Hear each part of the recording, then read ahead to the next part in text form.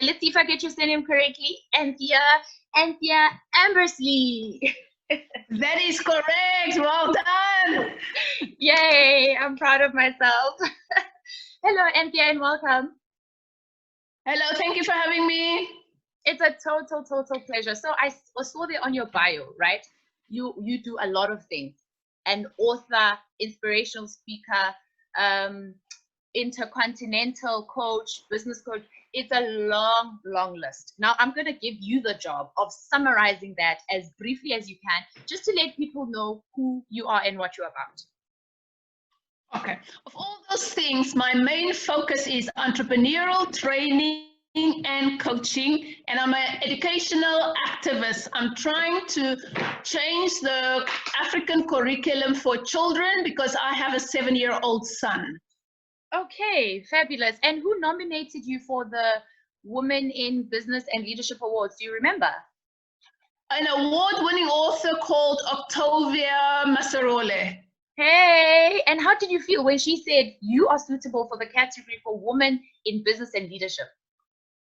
I'm always humble. I said to her, no, don't nominate me, nominate other people. And then I realized, no, when somebody acknowledges your work, you should receive it as a compliment and really be grateful that others can see the value of your work. So I've learned something through this gesture, really.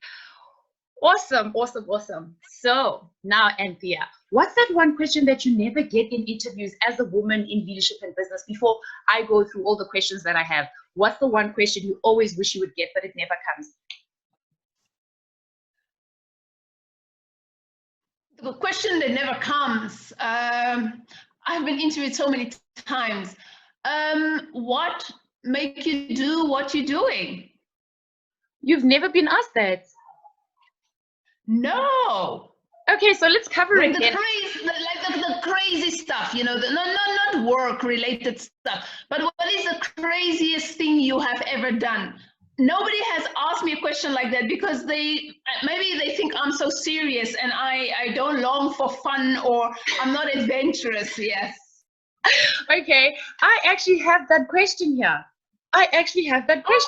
Right? But you phrased it differently because I said what's fun for you, but you phrased it differently. So let's go with your version.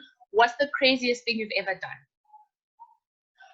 I've walked on fire and I've walked on crash ice, on glass, crash glass and fire. Those are the two craziest things I have ever done. That is crazy. That is crazy. Now let me go through the rest of the list that I have here. So next question, my favorite question actually when I read your bio was, at what age did you start in business and what was the start? I was 26 and my first business was a franchise in properties. So yeah, that was the first business I've started off. I didn't last long in franchising because it was a business that restricted me too much. And I'm a rebel. I want freedom. I want to explore. I want to experiment. I want to make money. I want to decide how much I will give you. So that was my first business, but it was a very good learning curve. Okay, and you are part of an you're actually an ambassador for an organization called African. And if you'll just tilt your head to one side, I think that's the logo for African behind you. Yes. Ah, yes, I saw it. So you're an ambassador for them in South Africa. What does the organization do and what does your role entail?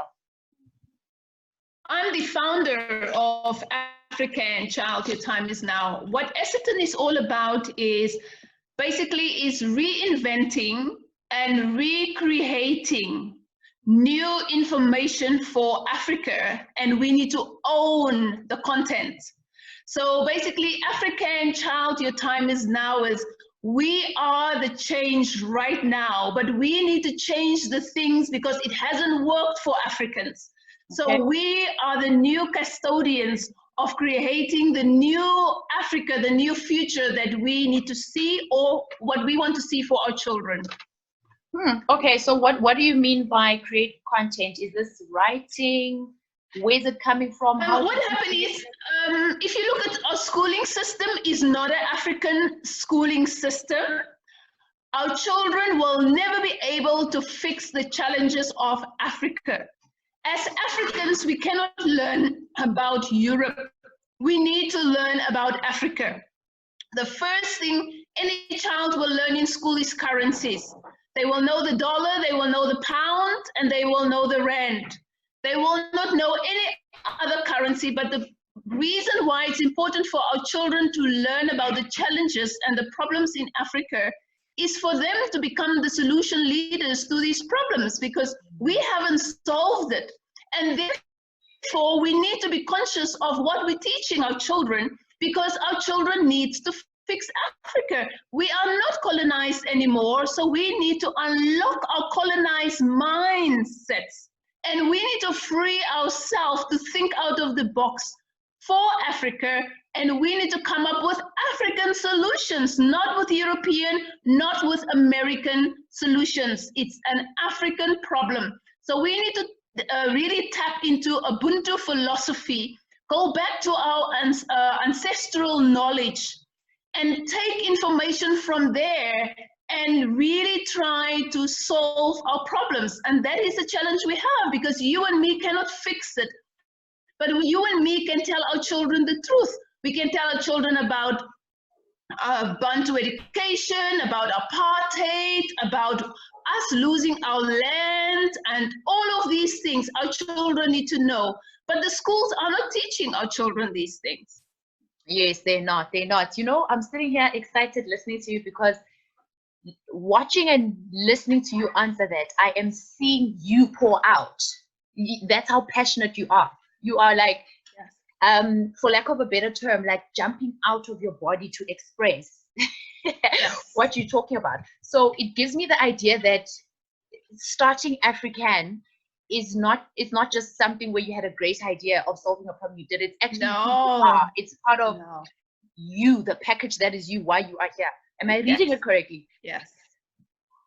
You are on the spot. When I became a mother, my first question is, with the responsibility of bringing up a child in Africa, what am I going to do differently? What am I not going to be allowed to be repeated in my son's life?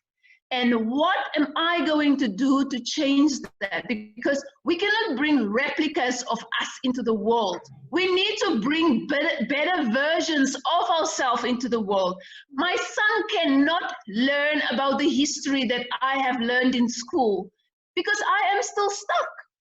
So I need to take where I am now and give him new history in order for him to move forward and change the landscape in Africa.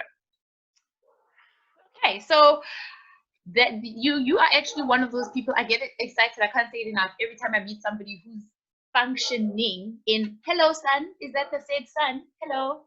Yes, he's so naughty. Hi, mom is talking about you. I get so excited every time I talk to people that say that their function or their daily being is aligned with their purpose, with the reason they feel and know is why they're here.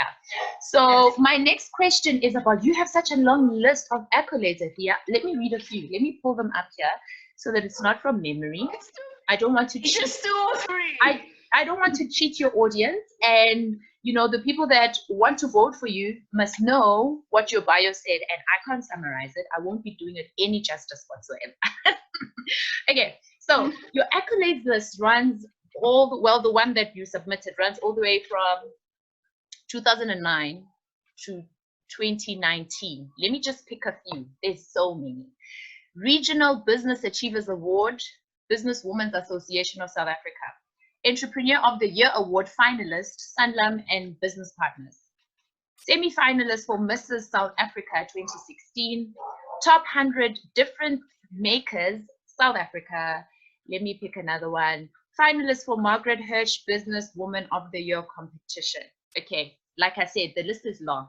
So my project that I'm giving you is for you to just pick 2 accolades that you know are on the list, but probably I read them or didn't read them, and just talk us through why they are now an important part of what is to be said when something is being said about you. Why do you feel that it's an honor to have them as part of like your background, for lack of a better word? Okay.